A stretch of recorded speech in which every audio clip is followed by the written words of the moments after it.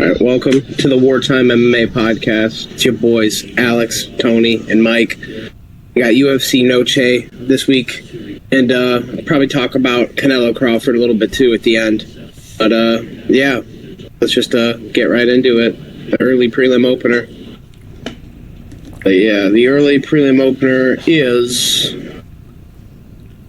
Ultimate Fighter finale, Rodrigo Cezinado versus Danily Donchenko.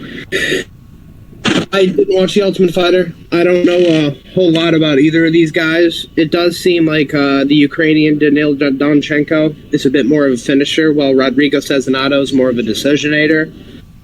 In this type of fight, when they're both a little bit low-leveled, I tend to favor the finisher. So that's what I'm going to do here. I'm going to pick Donchenko. Apology agrees with me. They also have him as the favorite. But I don't have a whole lot to go off here. I'm just going to go with Danil Donchenko. I'm going to say KO. Last time it was underdog upset the favorite and finished him really early. I think it could be the other way around this time, and the favorite gets it done by finish. But yeah, I'm going to go Donchenko in the first 2 rounds, TKO. Yeah, I'm gonna side with Alex. I don't really know any knowledge about the Ultimate Fighter. I kind of honestly forgot who was the coach, to be honest with you. I don't really know much to go by. I'm just gonna go by the finisher and Donchenko. Plus, we don't have many Ukrainian people and not many Ukrainians with a good record, so I think this is probably a good build-up.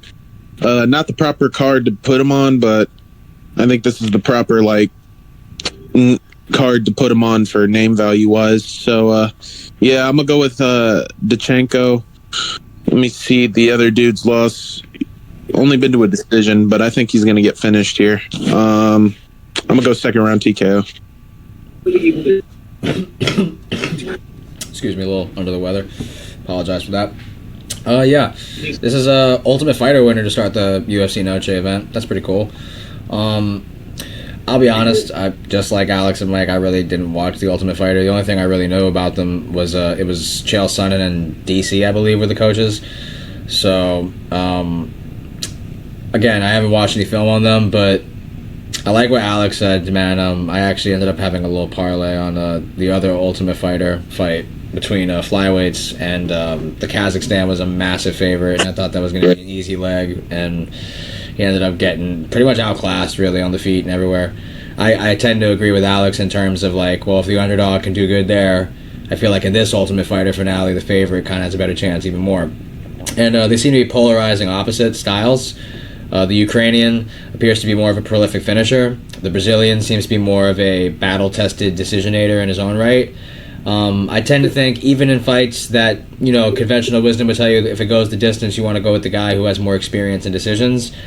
If you keep going for it, if you keep going forward and you look like you're trying to end the fight, if it does go the distance, they'll still value that more than consistent strike counts or control time or takedown attempts.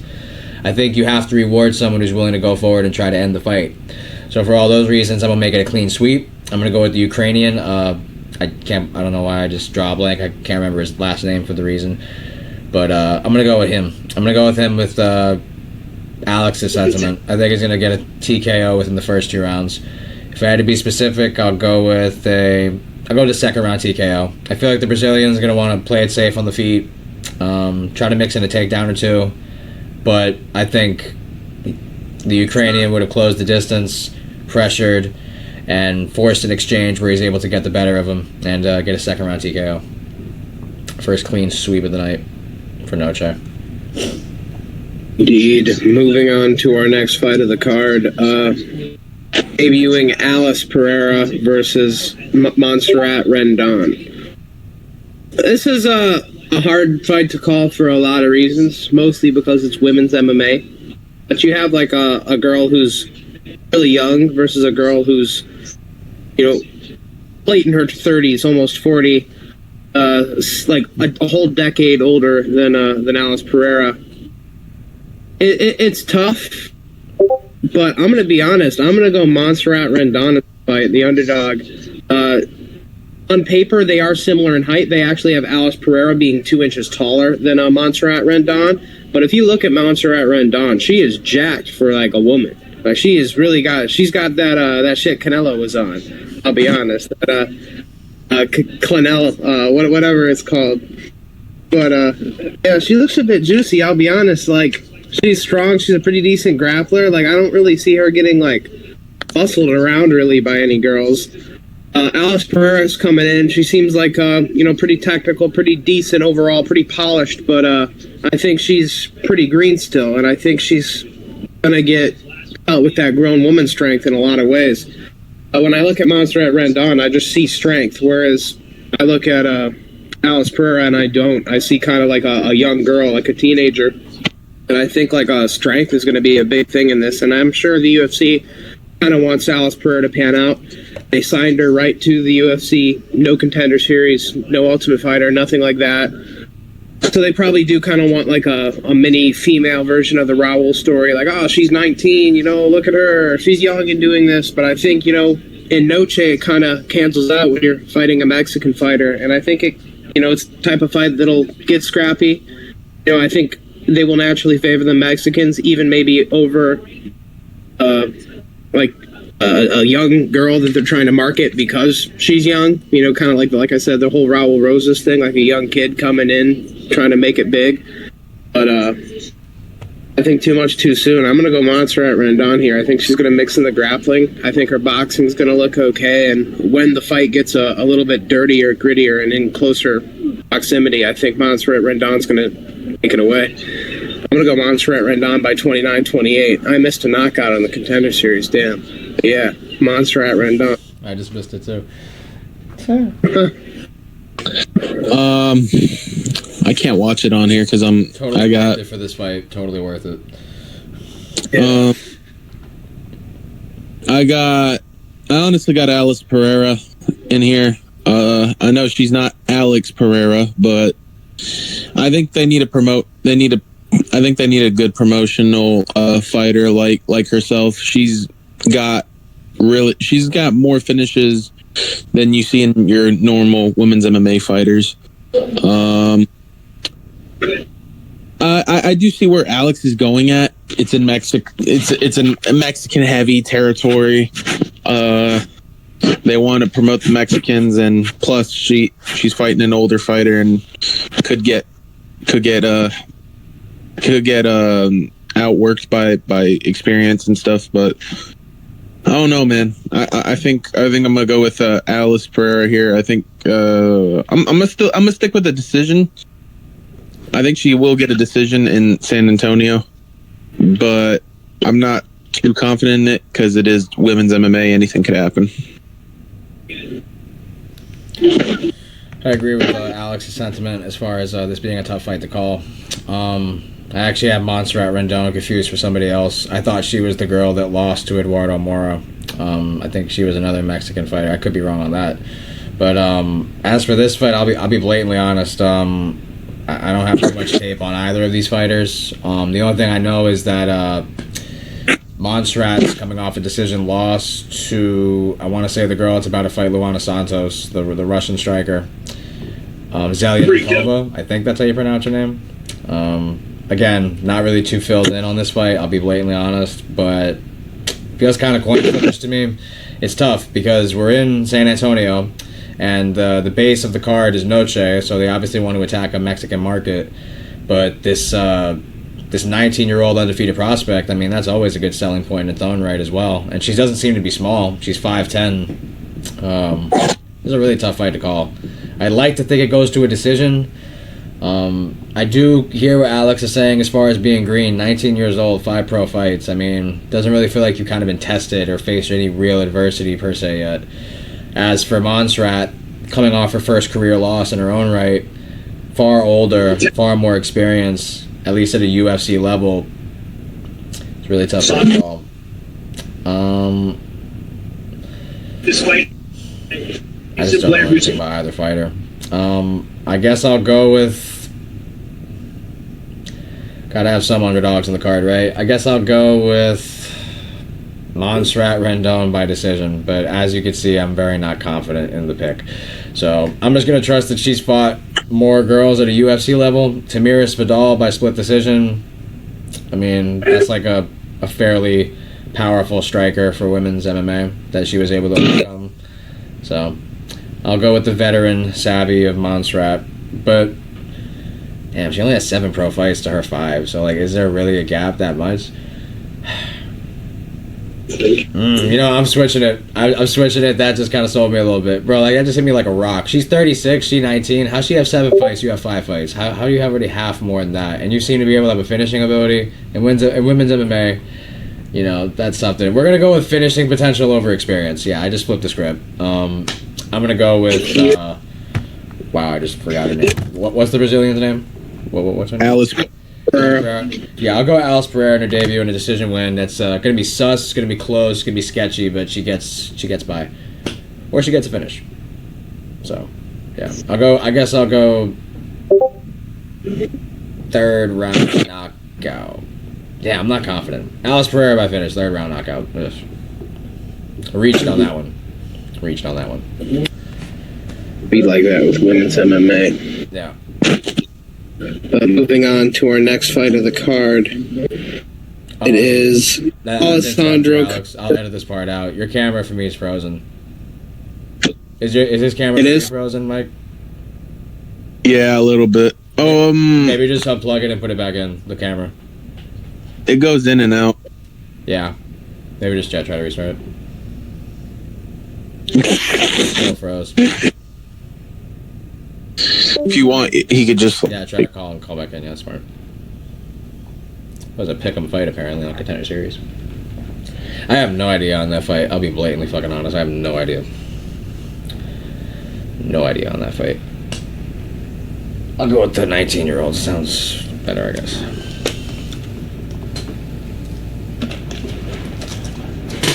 I'm gonna get a water real quick. What happened to my camera? Now my shit acting up. Oh, hell no. I have to edit all this shit out. Wow. Discord's only existed since fucking what's it called? And my Wi-Fi is down. And my Wi-Fi is down. Great. There's my notes.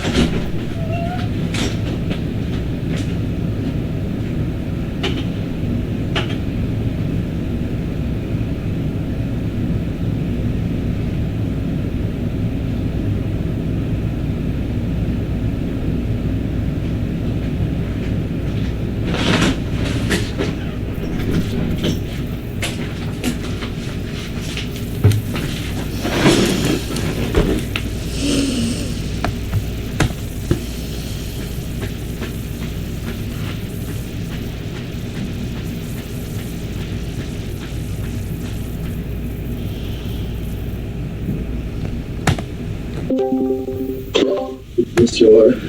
We're back. I'll just edit that part out. Cool. Alright, we're on to the next fight. Yes, sir. Alrighty. Fight between flyweights Alessandro Costa and Aiden Correa.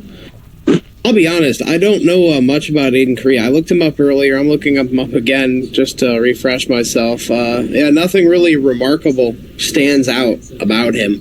I think Alessandro's pretty good when it comes to fraud checking guys that are kind of relatively new in the UFC. I don't know if you could call it a fraud check because he lost to Joshua Van right before he fought him, but Kevin Borja looked pretty good against Joshua Van just to get chopped down with leg kicks by Alessandro Costa and looked not very good the next fight. I think that was Costa's last fight too, if I'm not mistaken. But every time I see Costa, like he only loses to top guys, and I know getting KO'd by Amir Albazi ain't the best look, but and now in hindsight losing to Ursag also isn't the best look. But I still think he's probably got enough to beat Aiden Correa, whoever that is. I'll be honest. It seems like they just kind of wanted to find a Hispanic guy to throw on Noche. So they did. They found one. he didn't really strike me as anything insane or crazy or remarkable any sort of the way. I think Alessandro Costa's pretty good. He trains with a decent group of guys. Diego Lopes's gym. Good power in the hands. He's very big and jacked. He's got a good grappling game. He's got really nasty low kicks. Not to say he's going to be, anything crazy, but I do think he's like a really good gatekeeper at flyweight, and I think he's going to show that he's a good gatekeeper this Saturday by mixing in the leg kicks, mixing in the boxing, shit, maybe even finishing. I'm gonna pick him to finish Aiden Correa. I don't know who Aiden Correa is coming in here. If you've been choked out on the regionals, I think Costa's going to sub you in your UFC debut. I'm going to go Alessandro Costa by armbar or rear naked choke in the second. Tough fight to predict. I don't know too much about the other guy either. I do know about Costa. Costa's really good. I'm gonna go with Costa. I think Costa's gonna get this done. I don't, like I said, if I knew a little more, if I did more tape, and if I found tape on the other guy, on Korea, I might go for him, but I don't know, man. I'm gonna go with Costa by decision. I could see him subbing him, like Alex said, but I'm gonna go with the decision. I think this dude will have a impressive debut. Maybe it could be a good fight. Who knows? But we'll see. I got Costa by decision 29-28. I like the party. It's really cool. Yeah, I think we're gonna make it clean sweep on this one. I don't know too much about the newcomer to the UFC as well. I'll be honest, I haven't seen any tape on him, but I've seen Alessandro Costa. He's losing to guys like Amir Albazi, Steve Erceg. Granted, Steve Erceg didn't look too great in his last performance, but prior to the Kai Kara-France knockout, this is a guy who went on to fight for the title, held his own against Pantoja in comparison to past opponents. I mean, we see how Kai did against Pantoja. We see how Kai Asakura did against Pantoja and Brandon Royval. So, by comparison, Steve Erceg really, put up a fight against Pantoja compared to those performances. Costa's only losing to guys like that. He's got good leg kicks. He can grapple. He has a submission threat capabilities. I think his boxing's not bad. I think he's a solid fighter for the flyweight division. I'll go with I'm torn between potentially a knockout or a submission, but being that the other fighter lost by submission, I'll say a club and sub for Alessandro Costa, where he's able to pretty much soften the guard of Correa. Is that how you say his last name? Yeah, Aiden Correa. Okay. Yeah, I think he's going to soften the guard of him. I think he's going to just attack multiple areas, whether it be through calf kicks, effectively boxing and getting in the pocket, getting some body shots, just kind of messing up his guard, making him think whether to go high or low to defend himself, and it'll present opportunities for takedown attempts, and then I think he'll be able to get to a position where he can lock in a potential rear naked choke or some choke. So I'll go with a second round submission for Alessandro Costa. Alessandro. Ready? Moving on to our next fight of the card. Zach Reese versus $17 Cedric Dumas. Cedric Dumas is broke. He ain't got no money. He needs this. No, for real though. I don't know. It's hard to predict because they're both kind of two bottom level middleweights. Back when everybody was like, "Oh, middleweight is so shit," and at the time it was like these were some of the guys that kind of represented how shit it really was. Zach Reese has a decent jiu-jitsu game. Outside of that, nothing really remarkable to write home about. Cedric Dumas is very long and rangy. He can use his range and keep distance against low-level competition, but that's about it. He's got like a lower-tier grappling game as well that he's kind of developed in recent years. I think if it goes to the ground, though, I'll be real, I think Zach Reese would probably wind up subbing him. I do think Cedric is the better striker. I think neither of them have like the greatest chin, but I think Reese's chin is still worse. On the feet, I do favor for Dumas. It's tough. I think Dumas is probably scrappier, but I feel like he's kind of dumb in moments and he could throw away. But at the same time, Reese does the same shit. You know, I'm going to go Cedric Dumas. I think he's got a little bit more range. He's got a little bit more, he's got a deeper bag on the feet. And although Reese has a decent jiu-jitsu game, I really don't see him having the takedown game necessarily to put Dumas into those positions. I think if he does submit Dumas, it'll be more of a Dumas putting himself in a dumb position rather than Reese taking him down and taking his back and doing the right thing. But yeah, I think Reese struck the whole time his last fight. I think if he does that this time, he could get knocked out. So I think on the feet, Dumas has the clear advantage. I'm going to go Dumas by either late rounds TKO or decision. I'm going to say he hasn't really gotten a TKO in the UFC. I'm going to say 29-28, kind of just sticking and moving, and Zach Reese doesn't shoot a good enough takedown to really get it to the ground. I'm going to go Dumas by decision. Yeah, I'm gonna agree with Alex. I'm surprised that he even went with Cedric. I think I'm gonna go with Cedric too. I just feel like he's got nothing to lose here, man.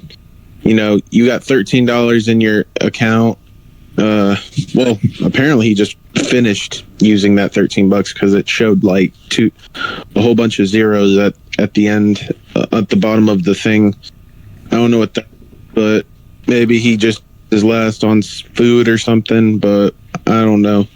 Hope he can fix that issue as soon as possible. I'm gonna go with Cedric as well. I don't know. Zachary Reese is just, I don't know. Something's telling me that he's gonna lose, and this is the type of people that Cedric does do decent against. He doesn't like have a good performance, but he'll have a performance, and I feel like he's got something to fight for here. I'm gonna go with decision, 29-28 decision. I feel like he'll win the first 2 rounds and then he'll probably gas out in the third, and Reese decides to tune it up but can't get through. But we'll have to see. I got Cedric Dumas 29-28. Hopefully we can fix that money situation. Coming in defeated from Salvador. Middleweight division. Zachary Reese is I think he's the more dangerous fighter in this matchup. I feel like he's got the more finishing upside, whether it be taking a risk on the feet and just trying to get a finish via like his punches or something explosive. But his grappling, I think, is really what between his striking and grappling, I think it's that's more of a part of the game that he can really attack in this fight. Dumas, I feel like, is more well-rounded to an extent in terms of the range management, the striking, and the common opponent that they have that I look at how they approach the fight is why I kind of want to lean with Dumas. They both fought Cody Brundage, and if I'm not mistaken, Cody Brundage like slam KO'd Zachary Reese. Is this correct? Yes. Correct. In the Dumas fight, Cody Brundage wasn't able to get takedowns. He's an NCAA wrestler, and it ended up being Dumas being on top of him a lot in that fight. And I actually, between the two of them, you have to rate that because Brundage can wrestle. I think Reese's jiu-jitsu, like Alex said, is very dangerous. He could potentially force submissions, and he's not a small guy for middleweight, 6'4", 77 reach, but Dumas isn't small for middleweight either, 6'2", decent reach of his own. I do think if this fight plays out on the feet, Zachary Reese is going to take more chances. He's going to go forward, but I trust Dumas's range management because I look at Dumas's career, and he's only really losing to like Nurulston Ruzaboyev and Mikhail Olitsechuk, who I think are more dangerous on the feet and more technical on the feet than Zachary Reese, as well as being like not small middleweights, especially Nurulston. Nurulston, I know he fought at 170, but he's like, well, he's listed at 6'5". I don't really think he's 6'5", but he's still pretty tall. And he had to eye poke Dumas before getting that finish. I'm gonna go with Cendricus Dumas in a decision. I think he gets the upset here. I just trust his cardio. I trust his range management. And I look at the common opponent that they had, and if he's able to defend Brundage's takedowns, Brundage just slammed Zachary Reese. He didn't just do it, but he did slam Zachary Reese. So as far as defending the takedowns, I feel like if Dumas could do that and avoid dumb exchanges, I feel like on the feet he has a clear edge, and he'll be able to secure enough total strikes, damaging shots to win a decision. I'm going to go with a Sindrikas Dumas decision win. Another clean sweep for the card. Moving on to the next fight, we got kind of a mid-flyweight fight between Jesus Aguilar versus Luis Gurriel. I was actually really high on Luis Gurriel when he got signed to the UFC off the Contender Series. I was happy that he beat the guy who he did, Nick Piccinini. I thought Piccinini should have lost the guy he was facing, Jack something. But they wound up giving him another shot in the Contender Series, and he lost to Gurriel, which I was happy about. And I thought Gurriel looked good. He seemed to have good wrestling and good hands and good power for flyweight. Then he got KO'd by Ode Osborne. And that has me feeling very, very conflicted, because that's Ode Osborne. At the same time, he did almost chin Urseg. I don't really view Urseg as good anymore because of that. I just think like Ode Osborne, he ain't somebody to lose to or even look bad against. I get it, he's got some fast hands, but a lot of guys with flyweight have fast hands. Like, I don't want to know what Joshua Van or one of these other guys with fast hands with flyweight would do to you.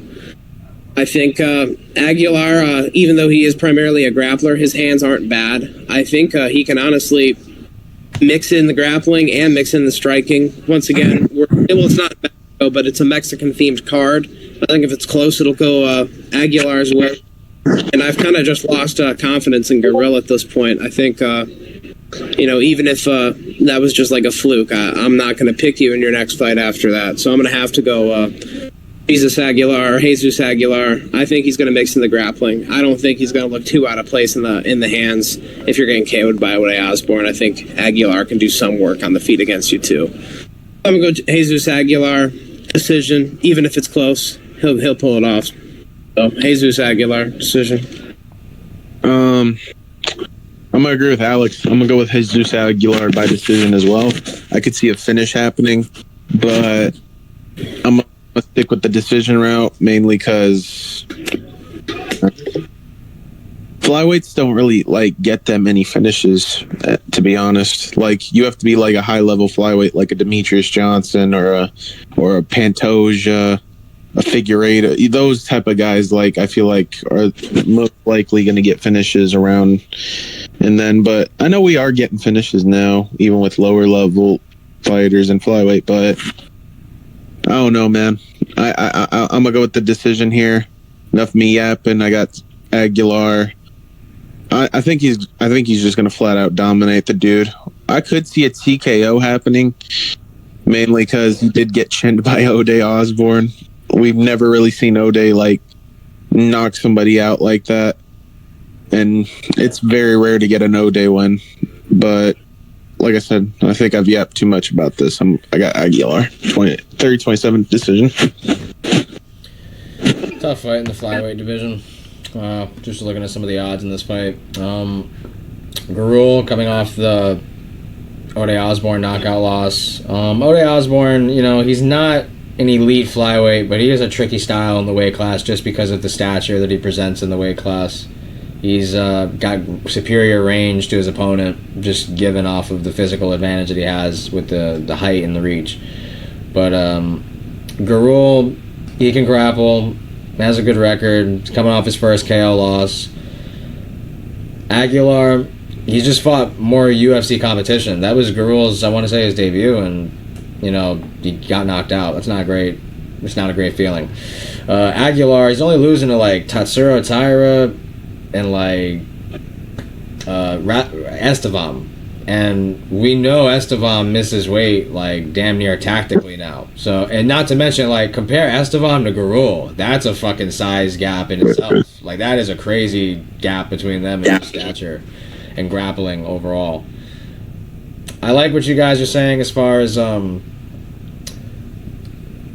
just think Gurriel is 5'4", Aguilar is they're both small, so striking wise I do think it's going to be competitive. Him coming off a knockout loss, his first loss in his career, let alone a knockout, how is that going to affect Gurriel's confidence on the feet? How is that going to approach him being able to do what he usually did or fought the way he did? I want to see if he can do that successfully. But until he can prove that to me, I feel like I got to go Aguilar here. I feel like he's just got more UFC caliber experience. He's got a couple wins in the promotion, not a bad record. I feel like he's fairly well-rounded. His striking's not that bad. He can wrestle. His gas tank isn't bad. I just feel like this is a close fight, and I'm going to go with Jesus Aguilar in a decision win, where he's able to compete in the striking. He's able to defend takedowns, maybe even land takedowns of his own, and just kind of wear a pace on Garul. I feel like he's just going to give him a fight that he isn't accustomed to. I feel like Garul has like had a majority of control in his career in terms of just like he felt he can shoot the takedown when he wants. He can pressure when he wants. There'll be some adversity in this fight. There'll be resistance. And I feel like Aguilar will put on a pace that Garul can't match. So I'm going to go to decision win for Jesus Aguilar here in an upset. Another clean sweep. All right, moving on to our next fight. Tatiana Suarez versus Amanda Lemos. I'm not going to spend too much time on this one. Tatiana Suarez, I think, wins. You got to feel for Lemos to some degree. She's been getting nothing but grapplers. To be fair, she's won against a good majority of them. Dern, she lost to Jandaroba, and I'd consider Lucindo a grappler. She beat her as well. But I think there is a level to that. Jandaroba subbed Lemos pretty easily, and I think Suarez is pretty much going to do the same. I think her wrestling is on another level against anybody who isn't named Zhang Wei Li at strawweight. I think she's able to take this fight where it needs to go. They're both big strawweights, but Suarez is significantly younger. She's got kind of like the ace in the card with the wrestling. Lemos has got decent power, but I really don't think her grappling's all that, and I think Suarez is going to take it there early and often. I see finish on the ground happening with Suarez either TKOing or submitting Lemos before the end of the second. I think submission, but it's close between knockout or submission or ground and pound or submission. I'm going to go submission. I think she'll maybe pound her into submission position or just take the back and get it like that. But I'm going to say rear naked choke, Tatiana Suarez. It's just a bad matchup for Lemos, in my opinion. I'm going to go submission, second round. I with Alex. I'm gonna go with Tatiana. I think there's not really much. Everybody's probably gonna go with what I think. People are probably gonna go with Lemos because last fight, right first, and the pull out first,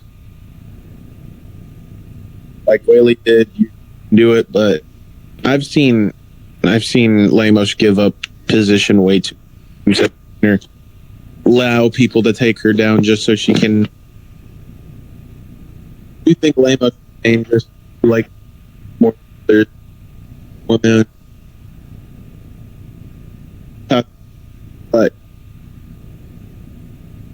here, try to plus.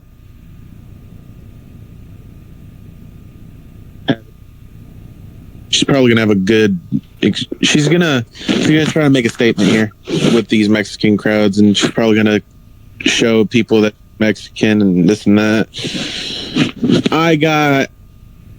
I could go two ways. I think I could go submission or ground and pound TKO, like Alex said. I'm gonna go with ground and pound TKO. I'm gonna trust the jiu-jitsu of Lemos to try to fight off stuff. She's gonna get her back taken and to back mount, trying to survive, not get choked out, but she's gonna be hit with some vicious ground and pound shots. So yeah, I'm gonna go with ground pound TKO by Tatiana Suarez. Yeah, they're going to make it a clean sweep. Stylistically, it's not a great matchup for Amanda Lemos. But, for as long as it stays on the feet, she has more power, she has more speed, she has more technicality. So, in its own right, there is a clear path, potentially, for Amanda Lemos. But the problem is she's going against a very high-level grappler in Tatiana Suarez, coming off her first career loss. And she did lose the fight against Zhang Wei Li. But, having gone 5 rounds, having championship experience against a woman who's going to be a pound-for-pound caliber fight, who already is a pound-for-pound caliber fighter, like, going to the distance with Zhang Wei Li, like, you're going to learn a lot in that fight.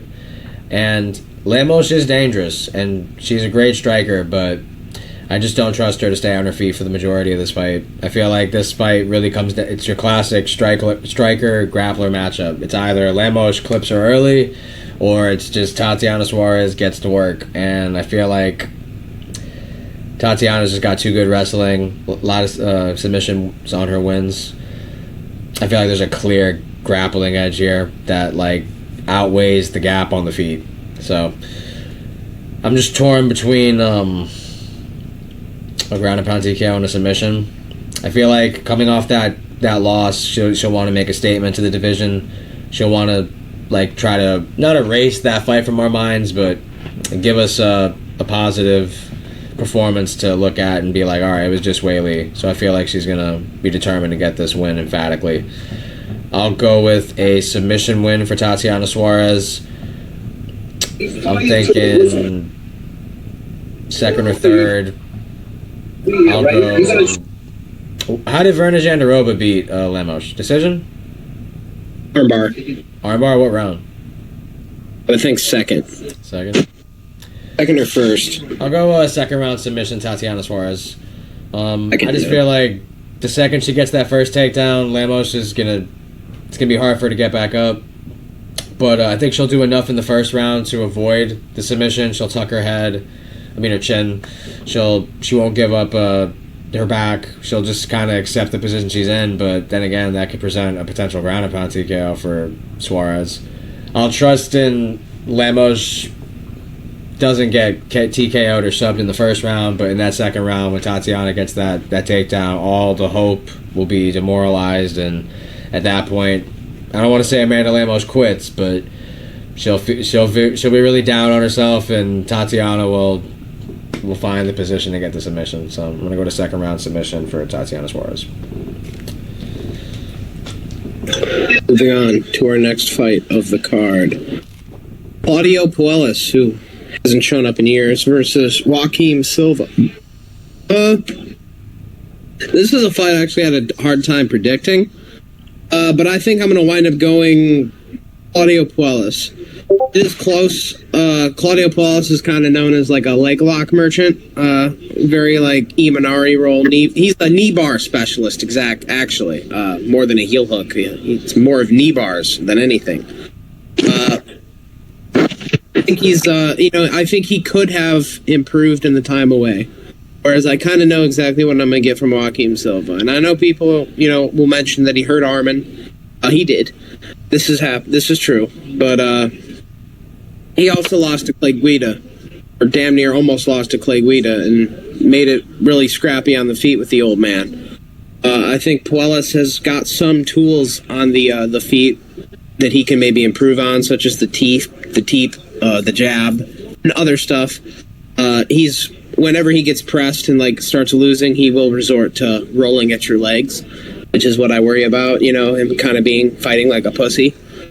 I think Joaquim Silva is kind of dumb, and I think he'll put himself into positions to get leg locked, and that's kind of what I'm going off of. I think at some point they're going to get to the ground. I don't think Joaquim Silva is going to be able to finish Puelles on the feet, at least early.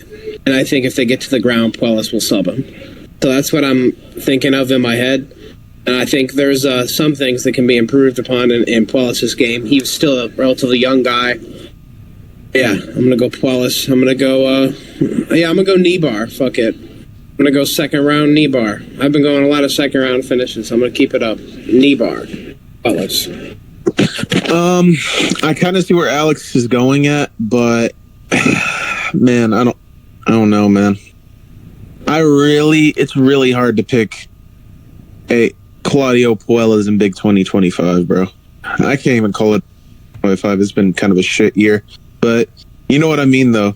Like, it's hard to pick Claudio Puelles. He's very inactive, and every time when he does fight, it just doesn't show me that he's improved. I'm gonna go with Joaquim Silva. He has never really been subbed before. He actually has no submission losses in his record. I know he's lost to like certain names, but I rate the names that he's lost to I rate their he only loses to people with decent striking. I've never really seen Claudio Puelles with good striking at all, and that's going to kick him in the balls here. I got Joaquim Silva. I'm gonna go with the early second round KO. I think Puelles is gonna try to make this shit boring by pulling guard or leg locking, stupid shit, takedowns and stuff, and just ends up getting exhausted by trying to do what he does in the first round, and then Joaquim KOs him. But I do get what Alex is saying. I have seen moments where Joaquim Silva does end up just having a striking match, but I don't know, man. I don't rate Puelles as a fighter. I think he's very incomplete as a fighter, and I think he is going to get cooked in this fight. I know, like I said, I know he's not that good, but come on, man. I don't know if I can pick Puelles, especially how inactive he is. He rarely fights anymore, so yeah, enough me yapping. I got what's his face? I got Joaquim Silva, second round KO. Tough fight in the lightweight division. Both these guys have relatively similar records. Claudio Puelles, he's 12-4. Joaquim Silva's 13-5. Age gap in favor of Claudio Puelles in this one. Joaquim Silva's 36. Puelles is 29. And like Alex said, he's kind of had at least a year or two away from the sport, at least in the UFC. We haven't seen him in a minute. He's losing to the UFC level. He's losing to Fares Ziam and Dan Hooker, who I do believe are better strikers than Joaquim Silva. But Mike brought up a great point. Joaquim Silva's never been submitted in his career, and in his Tapology, his nickname is Neto BJJ. So I'm assuming that he can obviously have some level of jiu-jitsu. Puelles, I do also hear Mike saying it's hard to pick him because he's so willing to be on bottom and willing to look for submissions. And in modern MMA, every time we encounter that type of style, we always end up telling ourselves wow, that is not what you need to do in MMA anymore. If your style is predicated on willingness to be on bottom and giving up control time, giving up top position, you're kind of asking to get pounded out. Truly. Joaquim Silva, as also Mike said, his losses aren't bad. He's losing to Arman Sarukian. He's losing to just Jakar Close, lightweights that are of an upper echelon in the division. Puelles is the younger guy, has more room for improvement, has been away from the UFC, so that could tell me that he's trying to work on some things, especially his striking. As we know, that's been a big problem in his game, at least at a UFC level, against a certain level of competition. This is a really tough fight, but I'm going to reach. I'm going to go with Claudio Puelles in this one, an upset. I feel like may have learned his lesson a little bit. I know he loves submissions and he likes being on bottom position, but I feel like those years away, I feel like he was working on his striking. I feel like he was working on his range management, coming off losses of Ziam and Dan Hooker back-to-back. Now he's back. He's the younger guy. He's got more room to improve. I feel like he's going to watch those fights and he's going to try to improve really on that striking. And Alex brought up a great fight to help my point. The Clay Guida fight. He won it, but man, that was a close fight, bro. In Clay Guida, I know he's got a good gas tank and he's got output and volume and he goes forward. But I feel like if Puelles is able to avoid the big right hand of Joaquim Silva, whether it's a hook or a straight, I feel like he actually can compete on the feet. If the old man Guida, I know he may probably have a better gas tank than Puelles, but if he's able to compete with him on the feet, and I don't think Guida's got any real sting in his shots, I feel like Puelles can make this interesting on the feet, and if it does get to the ground, I actually would favor Puelles' submission attempts over potentially Joaquim Silva's top control. Let's see if he actually made the improvements. I'm going to go with a decision win for Claudio Puelles, where he just kind of shows us he's improved in all facets of MMA. His striking will look improved. His defense will look better. He won't be just trying to get in guard. I feel like if he does get taken down by Joaquim Silva, he will try to attack submissions, and that will score better for the judges than Joaquim Silva potentially laying and praying if it gets competitive on the feet. I'm going to go with a Claudio Puelles decision win, where he just shows he improved overall in his time away from the UFC. Moving on to our next fight, very mid-bottom of the barrel middleweight fight between Dusko Todorovic and Jose Medina. Jose Todorovic has somehow not been cut after being around here like since the pandemic. Like, he's been here for 5 years and lost almost every single one of his fights, and he's still around. I don't know how, but he's facing the new bum on the block, Jose Medina, who's the guy fucked up by Ateba Gautier, if you don't know him by name. Just a fat Bolivian guy out there. It's actually a shame to fucking Bolivia and that whole country that he's their sole representative. You know, I think this should like inspire Bolivians everywhere to be like well, we're better than this. We're gonna send you someone who isn't fat, and that'll be like, you know, the Bolivian representation later on down the line, like a lightweight or a welterweight or a, you know, a featherweight, bantamweight, whatever the case is. You know, like, everywhere else in South America's got somebody okay, but Bolivia sends us this fat fucking retard. like he just comes waddling at you like a penguin, and he just gets slept. And, you know, like, this is the exact fucking reason why Dusko Todorovic is still in the UFC, because he beats people like this. and he's going to continue being in the UFC because they'll keep giving him a Jose Medina, like, after he goes on a 3-fight losing streak.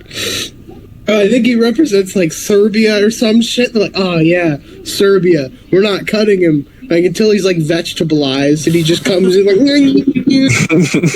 only then will Dana think about, like, cutting him. Like, he just comes in here and gets slaughtered as well.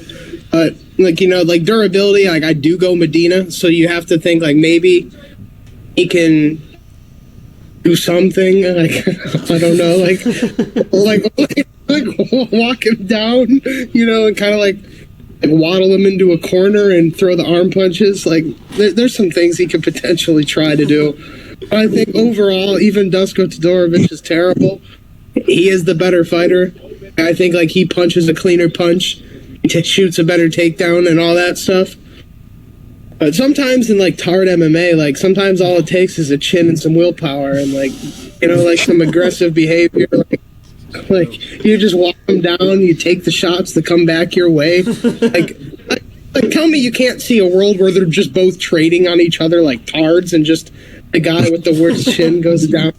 Like, I feel like that's what Medina. It's fucking true. That's what Medina wants to do. That's Medina's whole game. I can see that. All the fucking, what's his name, Medina's fights since he's been in the Contender Series has just been like, this guy's way better than me. How can I tart him out? Like, how can I walk him down like the most retarded shit possible and, like, slug with me with no defense, because that's my only chance. Even then, I probably have less power than this guy because I'm fat and I should be like, you know, like, hey, bro, dude, go watch his Contender Series fight. He debuted as a light heavyweight. That is the biggest, fattest piece of shit ever. Like, he's up there, especially for, like, the size he is. Like, man, like, oh shit, like, it's a shame. Bolivia, do better. But yeah, I'll stop fucking around. Dusko will, I think, just be better overall. He could get tarted out, but I think he'll, you know, have a semblance of a jab. You know, maybe have a double leg that doesn't look terrible once or twice, and probably just win based on being less shit. I think he can maybe have some level of footwork. So yeah, I'm gonna go Dusko. 30-27.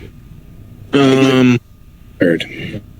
Yeah, I'm gonna agree with Alex. There's not really else to say. He pretty much said it for me. I got Dusko, but I got him by. I want to go him by KO, but I think he's gonna do something fucking stupid and make it a close fight. So I will go decision, but I could see him knocking him out. That was an all-time breakdown by Alex. I think he said everything that needed to be said about this fight. I truly do. Because if you watch these two guys fight, he got it right on the fucking nail, dude. Like, that is literally Jose Medina, bro. Like, I can't lie. You got that right on the nail. So for Medina, you know, the pride of Bolivia, he was known to be very durable prior to the Ateba-Gatier fight. Prior to that fight, this dude was like granite chin, punching bag of the ages. Like, you can't put this dude away. He was durability incarnate.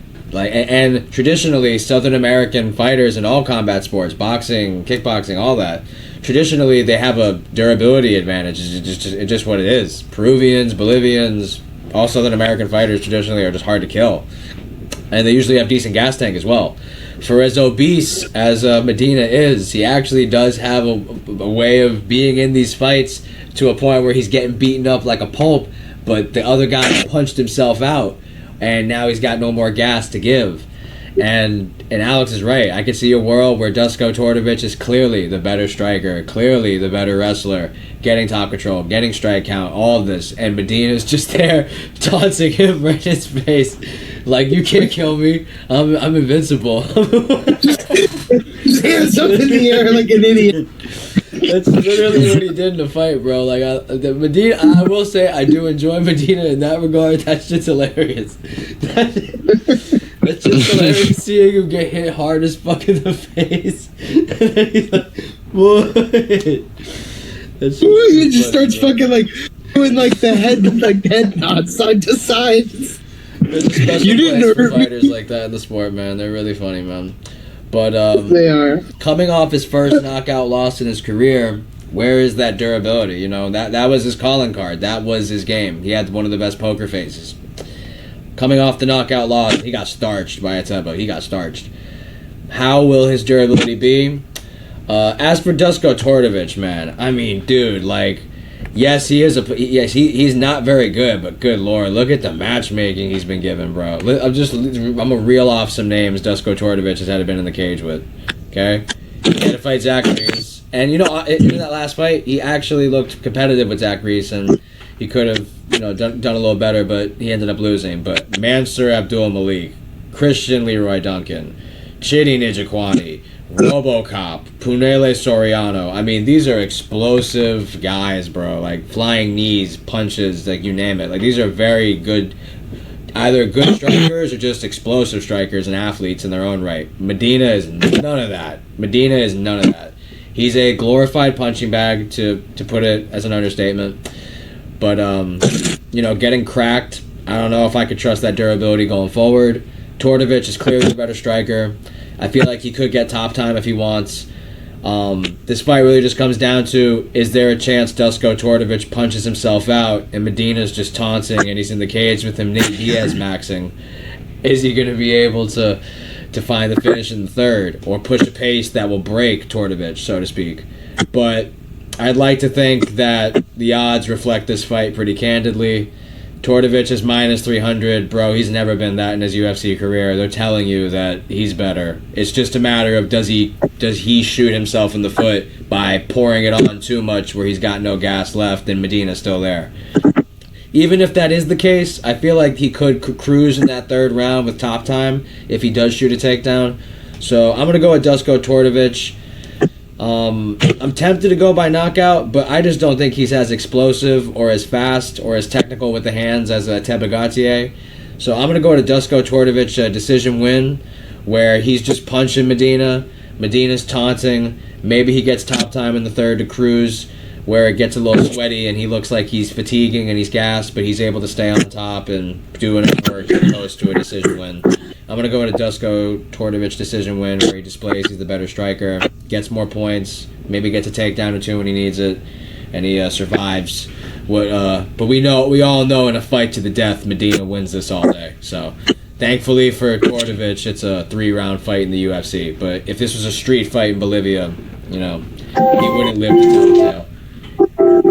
Oh, that's why Cam Teague was a massive underdog. He just died. Wow. Oh, good God. As you can see from Alex, he's watching the fight. I didn't even see it, so. Cam Teague's now just getting stood up. Yeah, we're watching Contender Series too as we're making these predictions. If you've seen me going looking back at my TV, that's what I've been doing. Yeah, if you hear me stutter, that's also what I've been doing. Yeah, Cam Teague just got killed. But yeah, we'll go to Tordovich decision win. But yeah, like I said, if this was a fight to the death, Medina's got that. So thankfully for him, it's just a fight in the UFC. Facts. Oh my god. Yeah, he got hooked in overhand. Oh my goodness. That wasn't even it, Tony. That wasn't even it. Oh, that was early. That's about it. Watch this follow-up. Oh. Insta kill. Damn. That was right on the button. That was right on the fucking button. Damn. Well, thankfully, no dog shot on Cam Teague was played tonight. Yeah. Crazy. That guy's a contract, potentially. All right, let's move on. Moving on to our next fight. Debuting Santiago Luna versus Quang Lee. It's a tough fight. There's not really a whole lot out there about Santiago Luna. He's 6-0. Amateur scene. Skipped the Contender Series. Skipped the all those type of things and just got straight here. So, we'll have to see what he's made of. He is Mexican, so keep that in mind on a Mexican card. But I think I am going to wind up siding with Quang Lee. Tapology, or not Quang Lee, Santiago Luna. It is 50-50. He is decent, but I think the place where Quang Lee could actually potentially excel more in this fight would be the grappling. I think Santiago Luna, a lot of these Mexicans have very disciplined hands and kicks and knees and stuff like that. A lot of these, especially the male Mexican fighters that we've been getting out of the UFC, have been very good with the striking, I'll be honest. And I don't think he's going to just walk in and get dog walked by someone like Quang Lee. And I know people might bring up the Chris Gutierrez fight. Chris Gutierrez is I'd say like a kind of like a top 20 level, top 25 level bantamweight. He's pretty solid outside of the rankings type of fighter. But he makes fights very close a lot of the times. He doesn't really want to engage. And if Quang Lee wants to engage, that's kind of how you can be able to make it close. And I think even if Quang Lee kind of wins, he might lose, so that also influences my decision. But I just think they're kind of both a bit mid. Of course, Quang Lee kind of has the experience. But I forgot who it was. Antoine Ho lost. Never mind. So, yeah, he probably is like one of the only Vietnamese fighters. So maybe they do want to keep a hold on to him. But something tells me in a Mexican theme card, undefeated Mexican will come in, kind of how Axel Sola did on this French card. The undefeated Frenchman comes in off the regional scene, gets it done. I don't really have a lot of reasons to pick him. I don't know a lot about Santiago Luna, but I'm still going to pick him to beat Quang Lee, who I know doesn't really particularly excel anywhere. I know Quang Lee's coming off of a win. I forgot against who. Gaston Bolaños. Yeah, Joe. Ilian Taporia. Yeah, I'm gonna still go Leonardo Santos. I like the new wave of Mexican talent, and I like the striking out of him. So I'm gonna go Leonardo Santos. Decision. All right. Tough fight. I'm gonna go with the Mexican here. I'm not really a big fan of Quang Lee. I know I heard the other dude's not really the best either, but he's undefeated. He's Mexican. It's in Mexican territory. I'm gonna go with the Tony Thrill signature prediction here. I'm gonna go with a questionable decision here. I think I could see a competitive fight per se, but I just smell robbery in this one, so I'm gonna go with the split decision weird win by the Mexican dude. Sensational thing. Interesting fight here. Quang Lee, man. What can I say about this guy? I've wanted to like him. I've wanted to pick him. I can't get a fucking fight right with him in the UFC. I picked him on short notice against Chris Gutierrez. You know, that was a reach for sure, as we all know, because short notice, and Chris Gutierrez is a guy who thrives in a decision-based scenario, in my opinion, having the leg kick advantage, as well as he held his own in like the wrestling exchanges in that fight. His next fight, I pick him in UFC Macau to beat Yang Zhao. Liang Zhao, I probably butchered that name, but I picked him to beat him. He loses. Then I pick against him with Gaston Bolaños. He rear naked chokes him. So I'm 0-3 in picking Quang Le fights in the UFC. And I wanted him to win, and I've wanted him to lose. So I've seen, he, like Alex said, he doesn't really thrive particularly anywhere, but he can compete in a lot of areas in a fight. He can shoot a takedown. He has decent boxing. His range management's not the worst. He has 2 losses in his career. And, you know, he could just, he doesn't really seem special anywhere, but he can attempt things in a fight, and he has different looks to throw and give. As for this guy, his nickname is Border Boy, undefeated Mexican fighter. Let me just look at his name. Santiago Luna, Border Boy, 6-0. The level of competition is definitely in favor of Quang Le. Haven't fought guys like Chris Gutierrez, as well as let's just go with Chris Gutierrez. That's the highest ranked probably opponent he's faced in his career.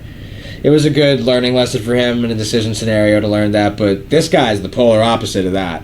This guy's 6-0 as a pro, and all of his wins are by finish. Like I said, competition is in favor of Quang Le, but I don't think the gap's that significant outside of the Chris Gutierrez fight, truthfully. There seems to be some hype because this line is very close, so they seem to like Alex said, how come this guy didn't get a Contender Series attempts? How come he didn't get any regional exposure, but the UFC has brought him immediately to Noche? And this guy's not a small featherweight. My bad. This is bantamweight, correct? Yeah. Bantamweight. This is bantamweight, yeah. This guy's 5'9" at bantamweight. All finishes in his wins. So I think in a decision-based scenario, if this is to be the first fight in his professional career to go the distance, I feel like they would like his forward pressure, his willingness to try to finish the fight, as opposed to Quang Le just kind of checking the boxes, staying close in total strikes, attempting takedowns, trying to get control time. I feel like they would value the willingness of Santiago Luna going forward and trying to get the kill, whether it be in grappling exchanges or on the feet. And I'm torn between picking a finish or a decision, because I do hear what Mike's saying as far as undefeated Mexican on a card. If it does go the distance, and it is the first fight in his career that goes the distance professionally, I could see the UFC wanting him to just keep it moving and go to 7-0 instead of 10-2 Quang Le with a win. So I'll go with Mike on that one. I'm feeling the vibe that he's going with the questionable decision. I'm going to go with a decision win for Santiago Luna. I think he does have finishing upside and potential, but there is a competition gap between him and Quang Le for the most part.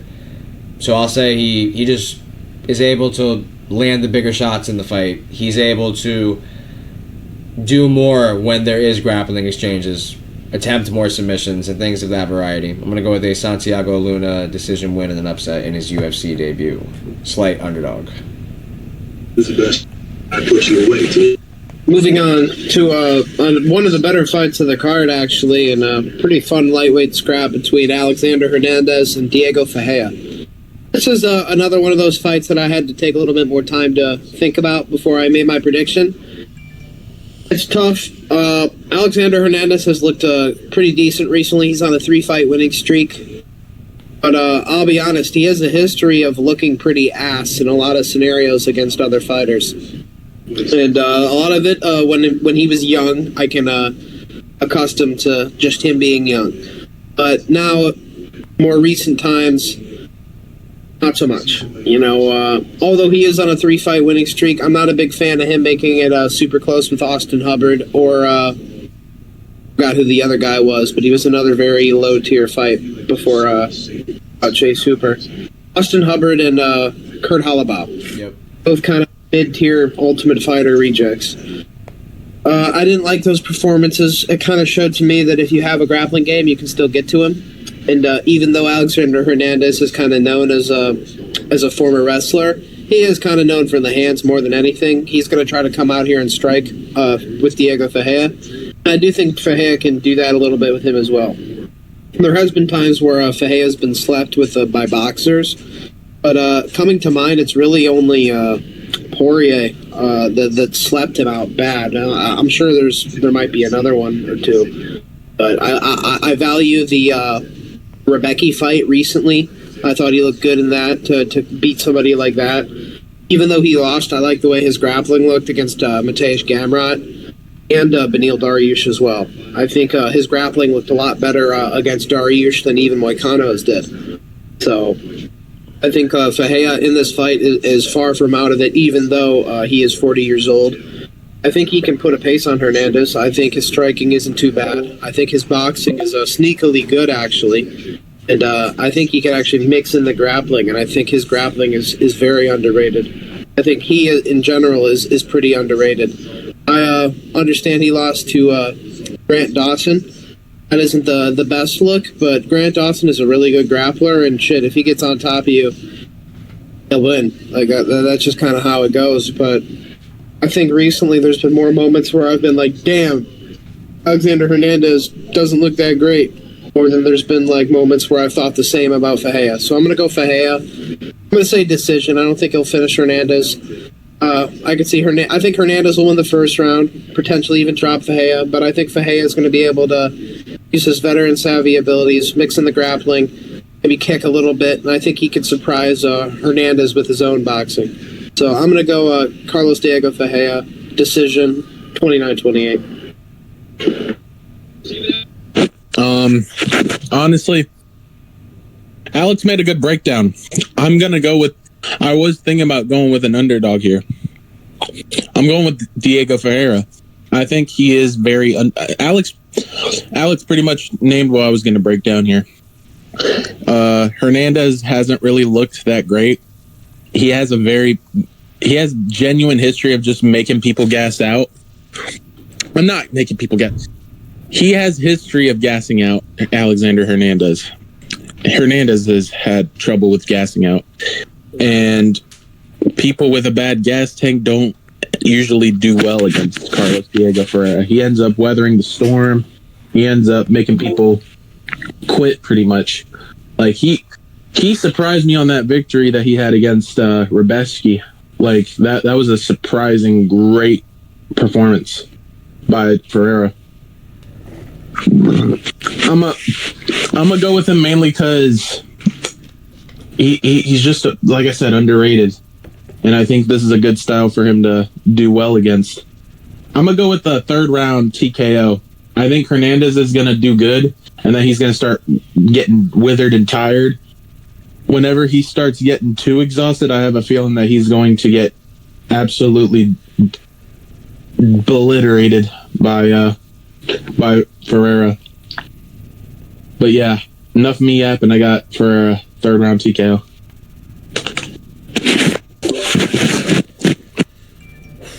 Good scrap in the lightweight division. You know, hardcores like this fight. The casual fan won't really be moved by this matchup, particularly in the lightweight division, because just frankly they're too caught up on the top 15 guys. But these are guys on their way potentially to get into the top 15. And these aren't just like new faces. These are guys who have been in the UFC for a minute.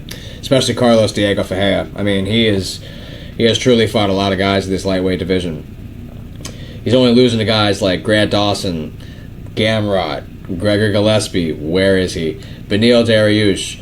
He's losing to like top tier guys, and even in wins, he's beaten Anthony Pettis, a former champion.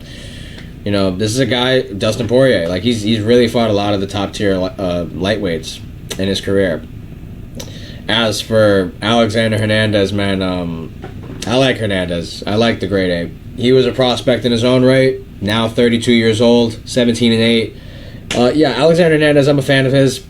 I think he's underrated. I really do. I know he historically has a cardio problem. He looks fatigued in fights, especially the later it goes, obviously. But, man, he's explosive in that first round. He's got good boxing. I really do feel that. And he can wrestle, man. Like, Alexander Hernandez is not a bad fighter. It's just his durability is a concern and a question. But he's the hometown hero in this one, man. This is in San Antonio.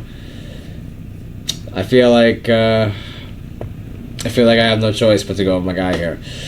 Diego is good. He's got good jiu-jitsu. He's got good striking. He's got good wins. You know, he beat MJ not too long ago. He was actually holding his own a little bit in the Gamrot fight before his rib got injured. Had a good win against Metalis Rebecca in an absolute scrap. And I can understand if you want to pick Diego Ferreira given the history of Alexander Hernandez fatiguing in fights. And the Austin Hubbard fight was close. You know, like, the longer the fight goes, we see his explosiveness kind of dwindle away, Hernandez. But I feel that he's the better striker in this matchup. Hot take, whether it may be or not. I look at the guys that Diego Ferreira loses to, and the Gamrot fight was a little bit flukish in terms of the rib injury, but he went to a split with Beneil Dariush. He got out-grappled by Grant Dawson. In the striking, I feel like he does have power, Diego Ferreira, and he can box, but you know, he's only getting older every fight, man. This is a guy who's 40 years old. Hernandez, 32. I feel like this is his prime. I feel like when he fought Cowboy, he was not necessarily green, but in comparison to what he knows now, I feel like he truly is a seasoned veteran. And I like Alexander Hernandez. It could be biased, but I do think he is a good fighter. And I feel like he could compete in a lot of areas. I feel like he could defend the takedowns of Diego Ferreira. I feel like power-wise, I would lean Hernandez. Boxing, I would lean Hernandez. I'm going to go with Alexander in this one. I'll go with I'm feeling optimistic. I feel like he wants to make another statement, just like he did in the Chase Hooper fight. This won't be as easy as a first-round knockout like the Chase Hooper fight. I'm torn between decision or second-round KO. But no, you know what? He could get a finish, but I'm going to go with a decision win for Alexander Hernandez. I think that Diego Ferreira can take a punch, but I feel like Hernandez will defend the takedowns. His cardio will look improved because the pace of the fight won't necessarily be out of his control. I feel like he'll be in the driver's seat in a majority of this fight from start to finish. I feel like he will set the tone. He will mitigate the pressure of Diego Ferreira. And he'll just be better than him in pretty much every area of the fight. Defending the takedowns, maybe even getting a takedown, striking exchanges. I feel like he is the better fighter at this phase of their careers. So I'm going to go with a Alexander Hernandez decision win.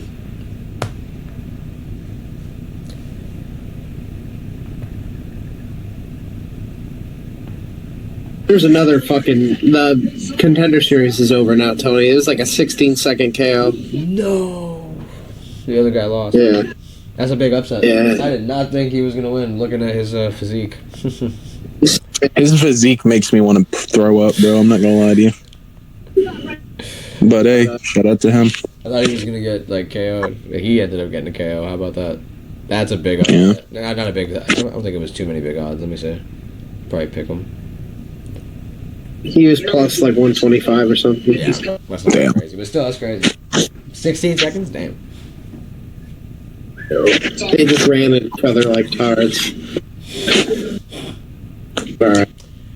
Moving on to our next fight on the card. Kelvin Gastelum versus Dustin Stoltzfus. Dustin Stoltzfus actually looked pretty good in his last fight against Nursultan Ruzaboyev. But I'll be honest, I think Gastelum is a tougher fight for him on paper than Ruzaboyev is. I thought Ruzaboyev was going to crush him. But kind of showed me that Rusaboyev's striking isn't as good as I thought it once was. And his grappling isn't either. I think the grappling in that fight was very close. Stoltzfus could probably hit him down at some point, but I think Gastelum's takedown defense will hold up for the most part. And I think, especially early when they're both fresh, I think on the feet with Gastelum, Stoltzfus in particular, he'll get slept. And that's kind of the way I see this fight going. I think Stoltzfus's hands look good in moments against like Forgot who it was. I think it was he KO'd Barrialt. That was one of them, and Puna, I think, as well. But I think Gastelum, he is on another level compared to the likes of a Stoltzfus. And I think he'll probably find the chin in the first. I don't think the grappling of Stoltzfus is really anything to worry about for Gastelum. I think Gastelum's anti-wrestling and him being just a shorter frame at middleweight is gonna serve him right. And I think he'll sleep Stoltzfus at first round. I'm gonna go Kelvin Gastelum.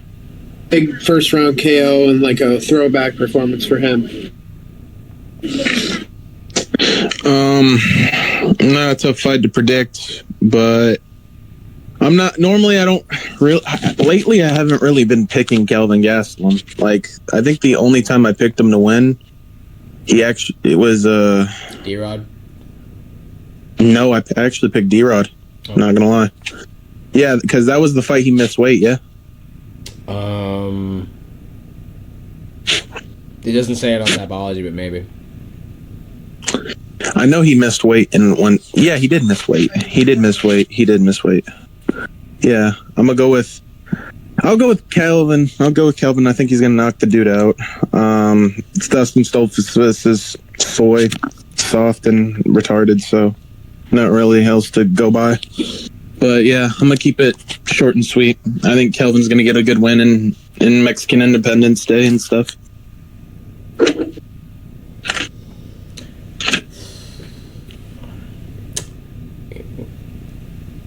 Middleweight division. Kelvin Gastelum, a former Ultimate Fighter. Did he even win the Ultimate? Yeah, he won the Ultimate Fighter, right? Yeah. Kelvin won the Ultimate Fighter. I want to say he did. Tough fight. I'm not as sold as you guys are on Kelvin, man. I'm sorry. By the way, the last time he got a knockout was 2017 against Bisping. It's 2025. It's been 8 years ago. He is a good boxer. Yeah, he is a good boxer. I do see that. Having come from welterweight, he can lighter man skill. He has a good jab. Kelvin can box, and he showed that in the Daniel Rodriguez fight. He did show that. Kelvin's always had good gas tank, good durability. It's hard to kill Kelvin Gastelum, as we all know, and especially in his last fight, dude. I mean, Joe Pyfer, body bags, is a guy who's known to knock your ass out, and he dropped him twice in that first round. Not only could he not get Kelvin out of there, Kelvin arguably outstruck Joe Pyfer the next 2 rounds. So this is a guy who just doesn't die easy, straight up, and he has decent boxing, and he can wrestle. Dustin Stoltzfus, he's only been knocked out twice in his career. He got knocked out via front kick. It was a nasty front kick from Abus Magomedov, who in an MMA facet, I do think potentially is a more, at least dangerous, maybe not a better overall striker than Kelvin Gastelum, but definitely a more dangerous striker, especially from a kicking standpoint. And the other knockout loss was against the Hulk, Bruno Ferreira, via elbow. And right about now, I would venture to say Bruno Ferreira, punch for punch, hits harder than Kelvin Gastelum. This is a tough fight for me, man. I really do think this is a tough fight. Kelvin Gastelum, I understand the pedigree that he's had in the UFC, fighting at welterweight and middleweight. But he's 19-10. He's not perfect. We all know that. He does have good boxing. Dustin Stoltzfus, he's 16-7. I just think in their point in their careers, this is a closer fight than people would venture to tell you. I know Kelvin's fought better guys, and he's had higher highs in his career. But right about now, I think both these guys are relatively in a similar ballpark in terms of what they can produce in a fight. Like I said, Kelvin's last knockout was 2017 against Bisping, and he can wrestle. Maybe he can get top time, but Dustin Stoltzfus, man, I'm tempted to pick him. I really am. I just don't think very highly of Kelvin as much as others would. He KO'd Marc Andre. He subbed Punele. Nurlston, he lost a gritty fight. I actually thought he did better. Like Alex said, I thought he did better than I expected him to do. He's losing to dangerous guys, though. He's losing to Ruzaboyev, Fahea and Magomedov, I don't see that same level of danger that as well as he got subbed by Adolfo Vieira, who's a good jiu-jitsu guy. GM3, we all know how good he is with submissions, and he lost the decision to the Dark Knight, Kyle Dawkins, who we just saw his last fight. Yeah, man, you know what? I'm reaching, man. I'm reaching. I'm reaching on this one. Kelvin's got a good jab and he's got good boxing. I think Dustin Stoltzfus can compete on the feet in this fight. I don't think Kelvin Gastelum can really hurt him like people are thinking he can. And if he doesn't wrestle, what if Dustin Stoltzfus gets top time on Kelvin Gastelum? How does the fight look then? And it's not like, they're trying to protect Kelvin's record. He's got 10 losses. And right about now, I venture to say that we've got a lot of Mexican fighters, not too many Germans. So I'm gonna go counter. I'm gonna counter the public where they think we want Mexicans to win. I think we don't have too many German fighters. I'm gonna go with a Dustin Stoltzfus decision win, where he's just able to show that the jab isn't dominating. Kelvin's not landing as many good shots as people thought he would. Dustin makes this a scrap. I feel like he's the better kicker in this fight. I feel like if Kelvin doesn't wrestle, this is a really competitive fight. And like I said, in the UFC at least, like, he's losing to guys that are big and dangerous. I think GM3's submission game is more dangerous than Kelvin Gastelum on the feet. I think Bruno Fajea, Abus Magomedov, Kyle Dawkins, these are either dangerous strikers or bigger fighters than Dustin. Kelvin ain't that big, and I don't think he got power in his hands like everybody else does. I'm going to go to Dustin Stoltzfus decision win in an upset.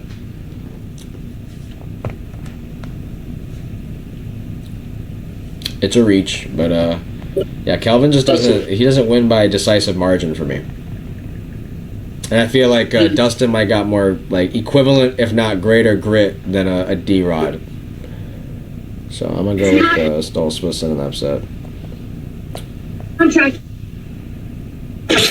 Moving on to our next fight, our feature fight of the evening. Rafa Garcia versus Jared Gordon. Kind of similar style fighters. They both are kind of like pressure, clinch, grappler, boxer kind of mixes.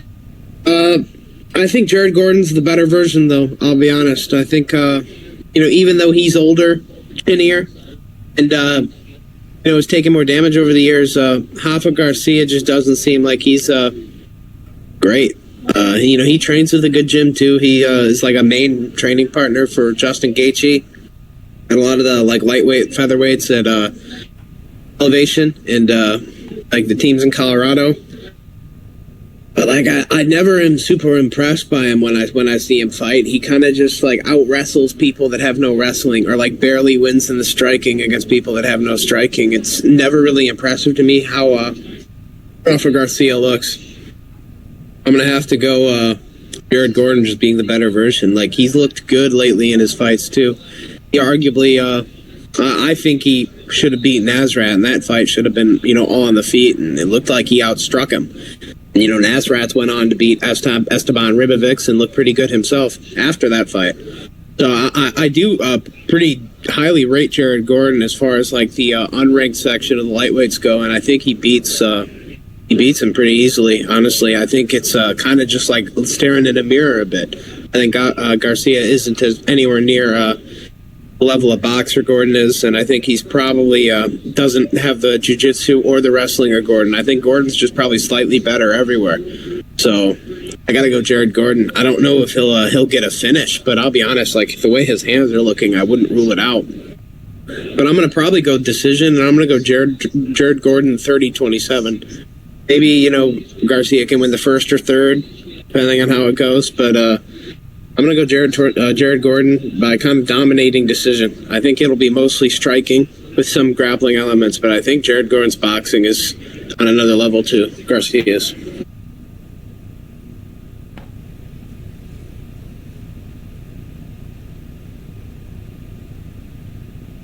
Mike. I'll go ahead of him. Interesting fight. Our feature fight of the evening. This is the feature fight, correct? Yeah. Okay. Hoffa Garcia 17-4. I think Alex said it best. Like he's got a good training partners and he has good durability, good cardio. Funny I say durability as he's coming off a knockout loss to Grant Dawson. That says a lot. But he got fucked up in that fight, man. Grant Dawson mauled him. Truthfully, he did maul him. Jared Gordon, I do feel, has fought the better competition. And I do agree with Alex. I do think he has better boxing. They have similar styles. But I do think Hoffa Garcia he's the younger fighter. He does have the better record. You know, Mexican bias, so to speak. But I look at certain fights in Jared Gordon's career. The Paddy Pimblett fight, I mean, you could argue that he should have won that. The Nasser Haqparast fight, you could argue he should have won that. He loses to a certain caliber of competition in the lightweight division. In 2019, he lost to like Joaquim Silva, a better version of Joaquim Silva than what currently is. Charles Oliveira on his run to the title. Paddy Pimblett, as I named, he got the decision win. Nasser Haqparast, he's looked good lately. Like he's only Grant Dawson, like he's only losing to certain guys in the 155. Hoffa Garcia, I mean, yeah, he's kind of just he's a fighter. He's fairly well rounded.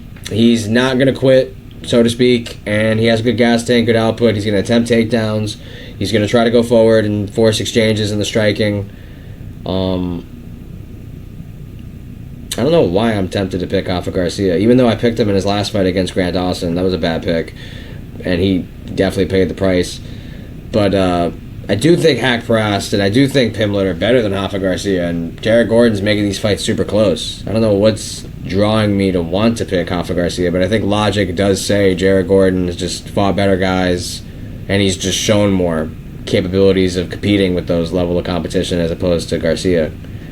Like, I'm gonna look at Tapology real quick. Like, what is Hoffa Garcia's best win? Like, I'm about to look right now. Like, Maheshete, like, he hasn't looked great as of late. Lost to Mata and the other guy on the card recently. Losing to Jakar Close. Matan Levy, Jesse Ronson, like, Clay Guida, like, Vince Pichot. Not the best wins. I'm gonna go with Jared Gordon in a decision win. I'm just gonna value the close performances against Haqparast and Pimblett more than the wins of Hoffa Garcia. So yeah, as fucked up as it is to say, I'm gonna value Jared Gordon's losses over Hoffa Garcia's wins. I just think it's a close fight. They fight similar, but Jared Gordon, I want to say he trains at Killcliff.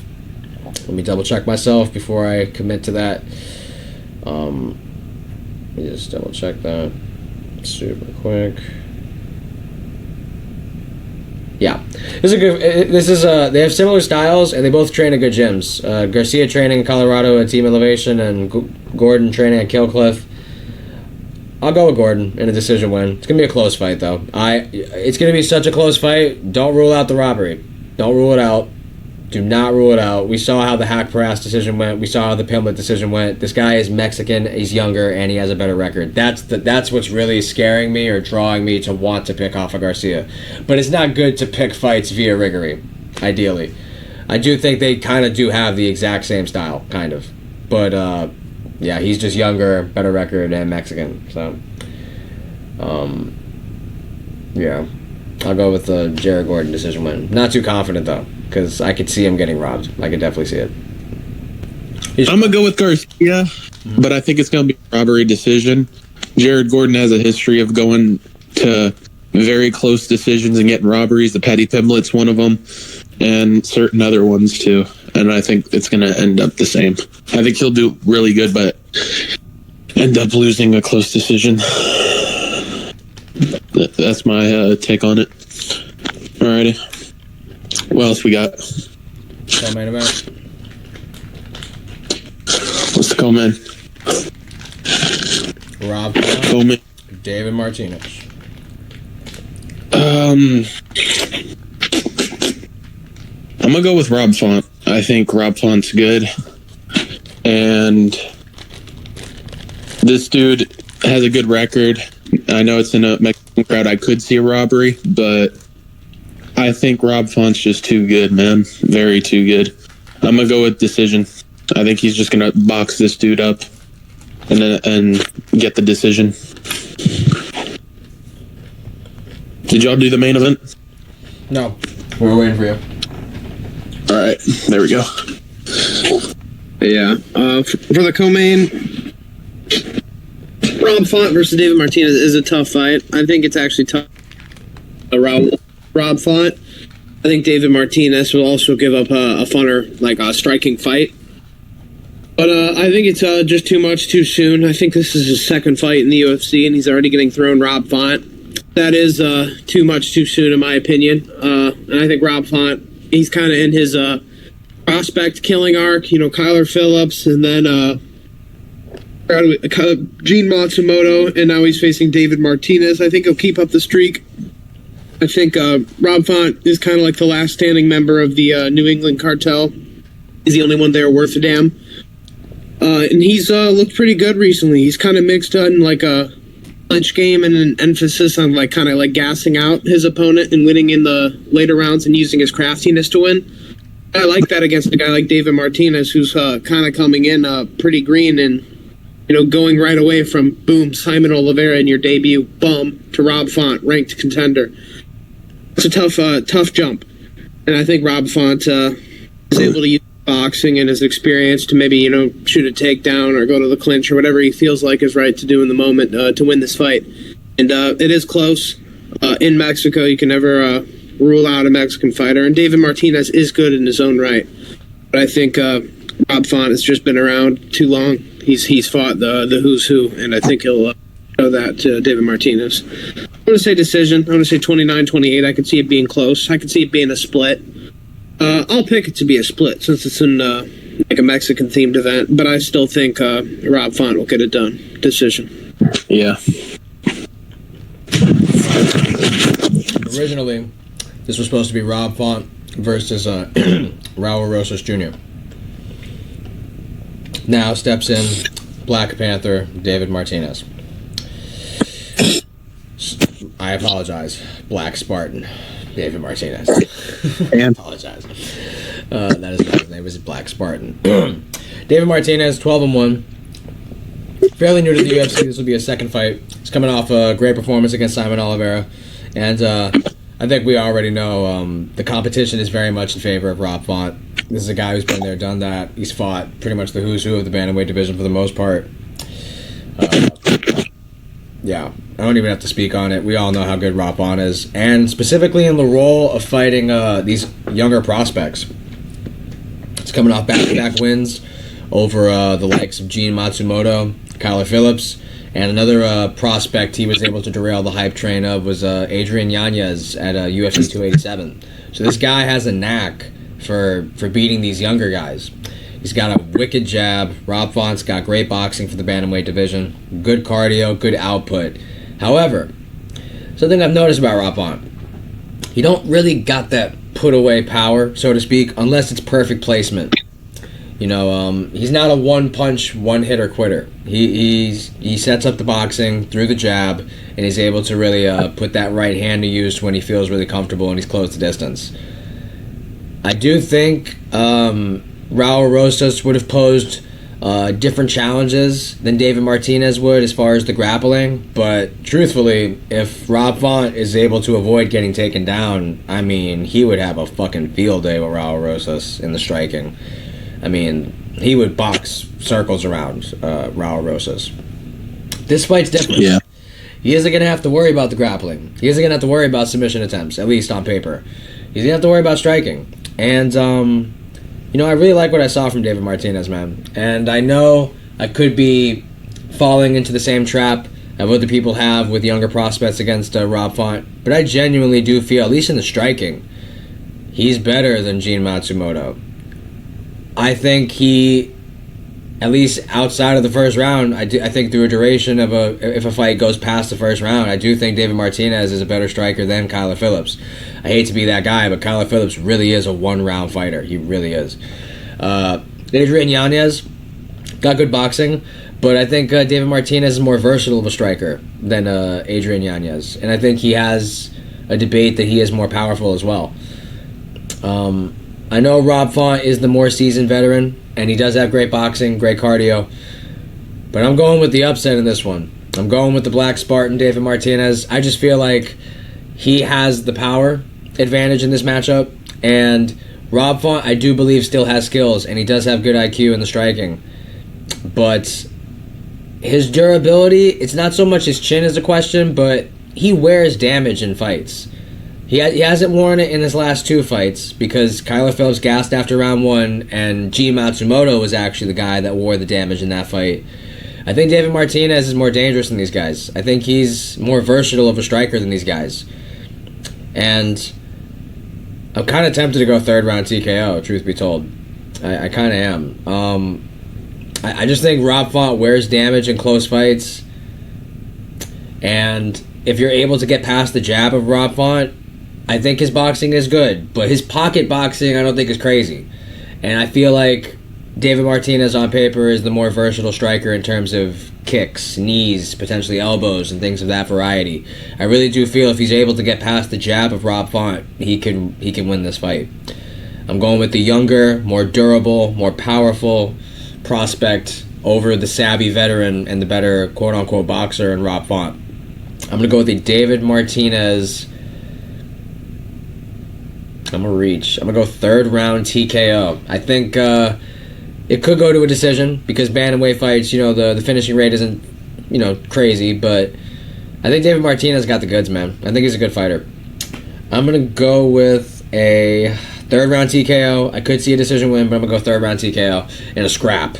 I think Rob Font's jab will look good early, but slowly but surely David Martinez will close the distance. He'll land some leg kicks. He'll take away the footwork, the movement of Rob Font, and it'll be an easier target for him to get in exchanges too.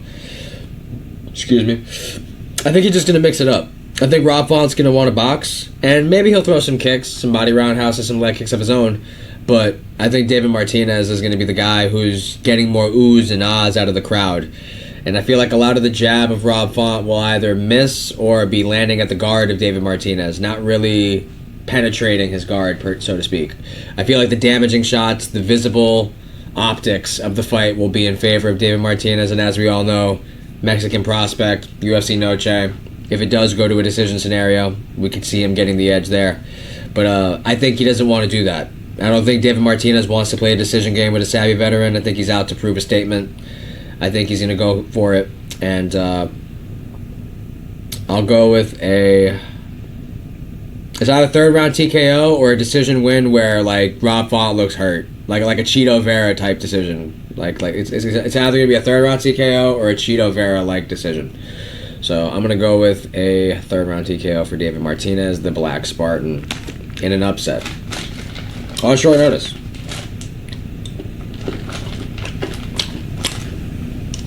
Moving on to our main event of the evening.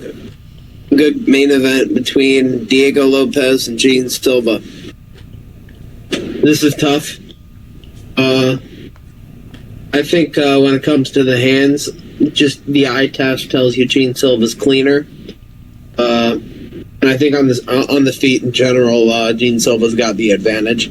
I think the question remains if Diego is going to actively grapple against Gene Silva and how Gene Silva can do against someone like Diego in the grappling.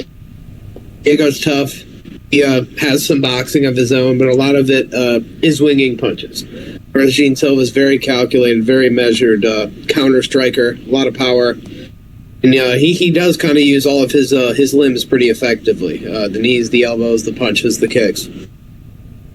I think if Diego can get him down, he can seriously work. But I've never really seen a takedown game out of Diego that made me think he has the ability to really get Gene down. And I know Bryce got Gene down, but he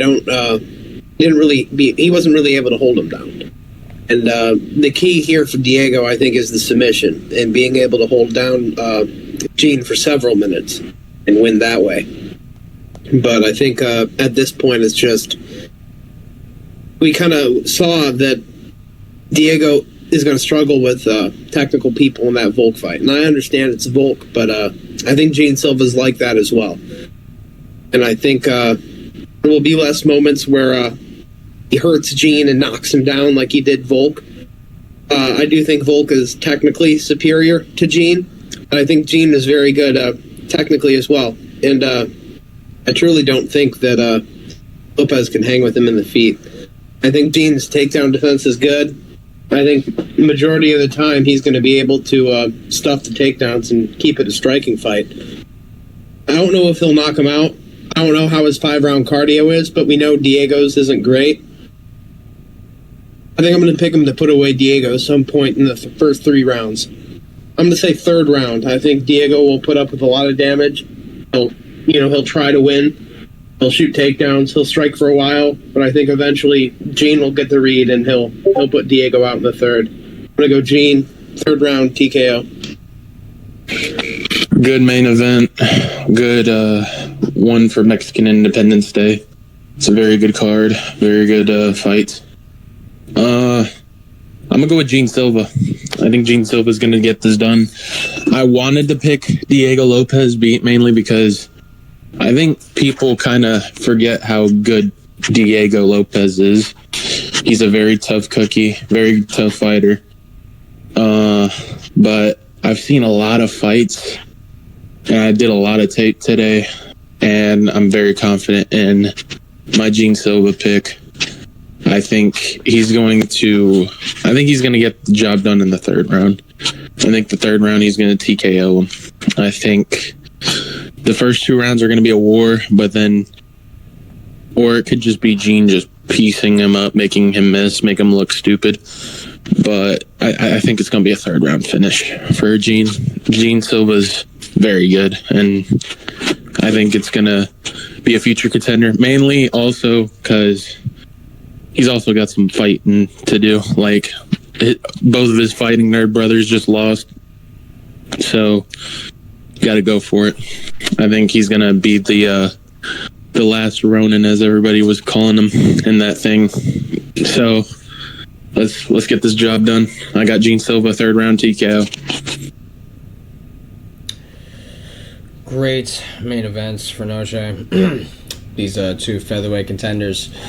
A guy coming off a championship bout in Diego Lopes, and a surging contender in Gene Silva. Diego Lopes, he's well-rounded to an extent. Like, he can attack you in a lot of different ways in fights, and he's only losing to Alexander Volkanovski, who is an all-time featherweight champion, a former pound-for-pound #1 fighter in the world. No shame losing that. In fact, losing to him, it will teach you lessons that you can improve upon in your next fight, potentially. He lost to Movsar Evloev, who is an undefeated featherweight contender in his own right, and a guy who a lot of people feel could or should fight for a title. But as far as the UFC, those are the only people he's losing to. He's beaten Brian Ortega. He's beaten Pat Sabatini. He's beaten Sadiq Youssef, a Canadian fighter. I want to say Gavin Tucker, but I might be wrong. Who else? Yeah, it's Gavin. It is? Okay. He has one other win, I want to say. I might be missing one, but... Oh, yeah, Danny Ige. Danny Ige on short notice. I hate to be that guy. These guys are not Gene Silva. Brian Ortega, Pat Sabatini, Sadiq Youssef, Danny Ige, Gavin Tucker, they don't got the footwork, they don't got the speed. Danny Ige has power, but for the most part, the majority of them don't got the power that Gene, outside of Danny Ige, have the power that Gene Silva has. And Gene Silva, man, he has always been my favorite fighting nerd, and he is the last of the clan, so to speak. Kyle Bahayo coming off a decision loss against Amavov. Carlos Prates getting his first UFC loss against Ian Gary. Mauricio Rufi getting his first UFC loss the same day as Kyle did against Benoit Saint-Denis. He is the fighting nerd. It's not the nerds, it's the fighting nerd. He's singular, that no longer plural. He is the guy of that camp. And when I looked at all 4 of them, I thought Gene Silva had the best chance to become a champion in his weight class, especially with the Ilia Topuria leaving 145. Especially as soon as Ilia left, I immediately had sights set on a potential champion in Gene Silva. And like I said, man, this guy's entertaining, man. You watch him fight, Hasn't had a dud yet in the UFC. The Weston Wilson fight, Charles Jourdain, Melsik Bagdasaryan, Drew Dober. I mean, these are hits on hits on hits. Like, he is fun to watch. Great footwork, great speed, timing, power. He's so dangerous with a variety of weapons. His hands, he can kick. He has knees. Like, this guy is uber explosive. This guy's great. People are freaking out that Diego Lopes is a bigger underdog in this fight than he was against Alexander Volkanovski, but what they're not taking into context is that I really feel that the line was so short in that fight because we didn't know where Alexander Volkanovski's chin was coming off of the knockout loss to Ilia Topuria and the head kick knockout loss before that. Coming off back-to-back knockout losses inside the first 2 rounds is never a good look. And Diego Lopes, he risks it. He takes chances, whether it's submission attempts or engaging exchanges on the feet. He will take chances. But I fear that willingness to trade, that willingness to enter the fire is going to get him fucking burned in this fight. Gene Silva, I do feel he can replicate the footwork of Alexander Volkanovski, which is not an easy thing to do. Only a certain level of caliber of strikers currently at 145 I feel like can move around like Volk. And I think Gene Silva is one of them. And I feel as though I do think Alexander is the more technical striker than a Gene Silva, and he has proven more 5-round cardio and ability to keep that pace up, to move around that much, and to land as much as he consistently does. I think Gene Silva is more powerful, equivalent, if not greater in speed currently than Volk. And if Volk is able to sting you with the shots that he did, I feel like Silva can drop you and put you away.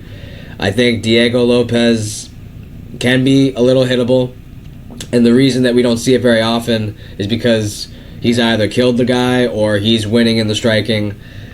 Like his wins in the UFC, these guys just don't compare to Gene Silva on the feet. They really fucking don't. They really don't. He's a whole nother level, a whole nother ballpark. It's on a Volk level that I think Gene Silva is on the feet. I really do feel that. And I'm agreeing with Mike and Alex's sentiment. I think Gene Silva's out for a statement.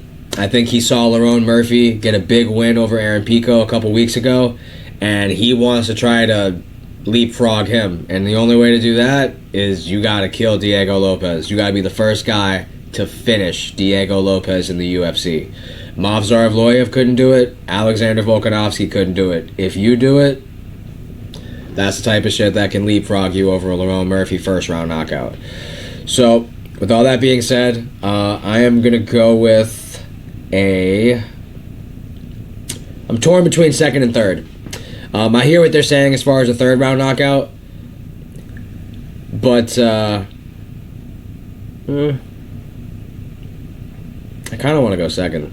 I kind of do want to go second. If Diego's if he just goes forward like he usually does, I really feel like that's going to speed up the process of this knockout sooner, because I feel like Gene Silva can get a knockout a multitude of ways on the counter,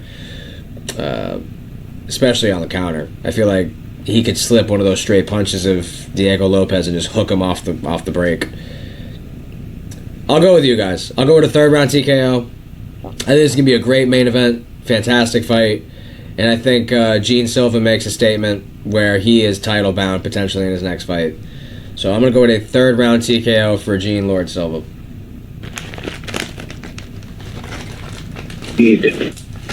Clean sweep. That is our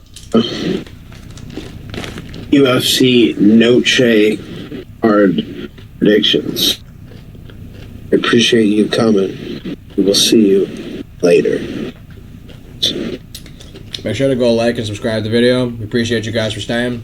And just a little special shout out to my boy Scorp. He's actually going to go to UFC Noche this weekend. Make sure to have fun. Enjoy the fights. And appreciate you guys for watching. Peace.